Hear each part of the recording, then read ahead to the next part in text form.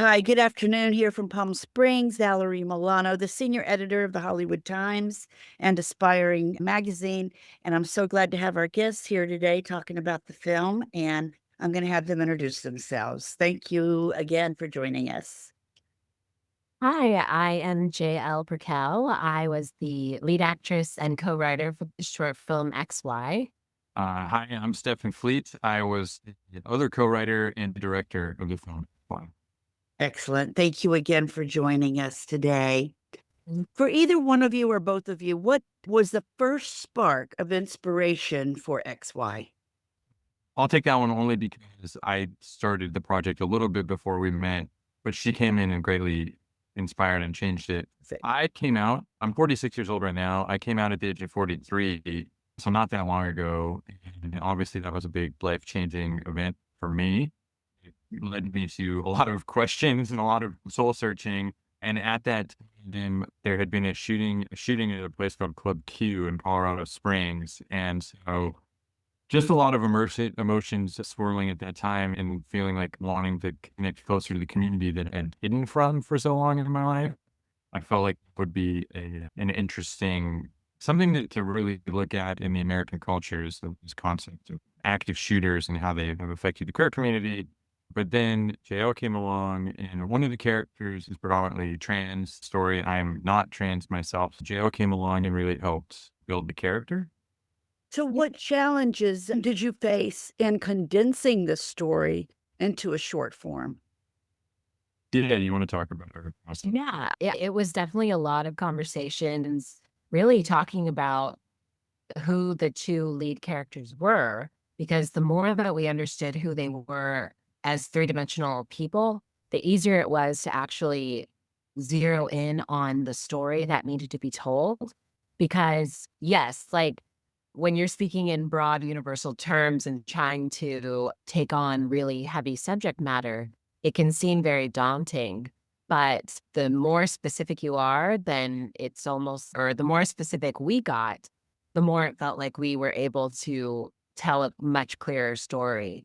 And it was just really fun because we'd go back and forth with different ideas, and then we'd just have conversations about life and where we were both at in our lives and how America itself had been shaping up. This was before this new administration had taken the presidency. The world was also just in a very different place, and we feel that the story is more timely now more than ever than where it was even a year and a half ago. Yeah, we filmed it last August and finished it just about the beginning of this year, right before the new presidency took hold of the office. And unfortunately, a lot of our sort of harbingers that we were talking about in this script having to do with American cultures of masculinity, male loneliness crisis, and how that's affecting the trans experience in America have only been more targeted since since printing this project and not in a good way. And obviously, guns and violence are very much to this week still a huge issue. Very topical, Yes. fortunately. Yes. And if you had more time, say in a feature length format, what aspects of the story would you expand on? We've actually come up with a feature idea. The whole premise of this is leading up to a shooting in a queer nightclub, but what we would do is take it and make it more of a standoff situation in the queer nightclub that would allow the two characters to have more communication and really have to face each other. And ultimately, the Y character is a villain. There's no justification for active shooting. No, he's a bad guy, and the X character is the heroine of the book. But watching the dynamic between the two and how maybe X would use her smarts in her life and her history to outwit this person and really get into their psychology in the midst of this tense situation. Also, it would allow us to bring in the circus and the outside. We've talked about bringing in the news and how they interact with things like this, family members and how they support or don't support people, politicians and how they support or don't support people. So we'd really be able to explore not just the two lives of the people, but the circus that goes around creating and how events like this are used. Yeah. JL, these next couple questions are for you. What first drew you to the role, and what did you see in the character that made you say yes? Thank you. Yes, obvious draw is we always need more trans representation in media, whether good or bad, whether audiences take away the right message from the film or not. Seeing ourselves is just more important now more than ever because we are a community that's being erased or they're trying to erase us. But I knew that any opportunity to tell my story. And then when Stefan said that I could really come on as a co-writer as well and not only give the performance life, but also give the story life and infuse it with an authenticity that I felt was missing from maybe other representation that I'd seen. It was it was it was a very quick yes. There was no way I would pass this out. And I feel very honored that I have gotten to be along for the entire journey and that I'm still here talking about this wonderful short film and this project. And honestly, it was also a little bit of a challenge. It was something different. I'd never played a character like X before, somebody who definitely is going through it. But through it all, she remains a kind and beautiful soul. And I think I always like to play characters that have a lot of heart to them and have a lot of depth to them. So I hope that when people watch the film too, they see the layers and the nuances that come through in the words and her actions because we really, I think, packed a lot into this film. So it's a pretty powerful 12 minutes. So, how did you prepare emotionally and mentally for the role? Emotionally, it was very easy because it hits pretty close to home. Mentally, I would say that I definitely had to block a lot of the noise out while we filmed this because I had to really think like I couldn't think about what's coming. I had to play her as somebody who's very present and very much living moment to moment and trying to make it through every single moment in the best way that she can. So if I played the hurt or the pain too early, then I feel like I would be discrediting the character and the performance as a whole because there's nowhere to go with that. So I really tried to just take it from a stance of like how if I were to just wake up and go through my day, what would that look like? And it would be like the most boring day possible because obviously this is not just another day, it's a very extraordinary circumstance, but she doesn't know that. So that was going through my mind through the process. Was there a particular scene that challenged you the most as a performer? There is a phone call scene that I have or that my character has with her mom, and it all in one take. There's no cutting away. It's a minute and a half.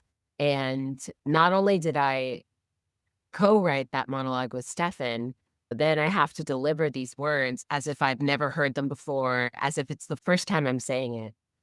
And normally in a lot of on film sets, you have different angles that you're shooting a scene to give you coverage, to give you options of how you want the scene to look in the final edit. And I'm very proud and very just, I don't even have words for it. But the fact that this one take made it into the movie and you don't cut away, you just stay with her and the emotions that run through her is like one of my greatest achievements as an actress so far. So I'm very happy.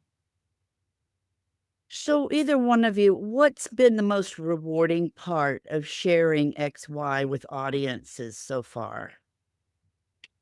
For me, I've spent 20 something years telling myself I was going to make a short film because I did it a long time ago in film school.